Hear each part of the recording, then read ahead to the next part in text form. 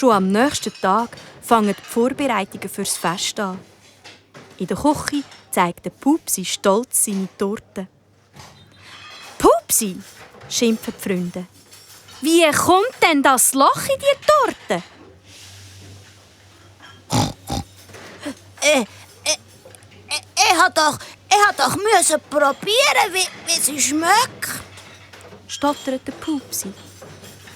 Oh, sie schmeckt gut. Aber das kann man vom Oskar seinem Kuchenteig nicht sagen. Er ist total versalzen. Ich weiss, stottert der Oskar.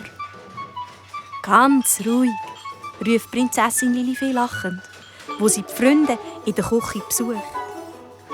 Mit einer kleinen Bewegung lässt sie ihren Zauberstab kreisen und schon stehen 2 wunderschöne Torten auf dem Tisch.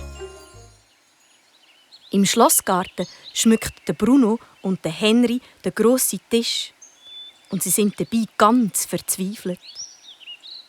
Lilifee, die alten Lampions sind kaputt und ausser dem Mond und den Sternen haben wir kein Licht.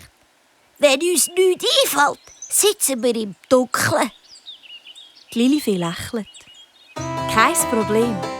Holt doch einfach Kronleuchter aus unserem Blütenschloss und hängt sie in die Bäume auf.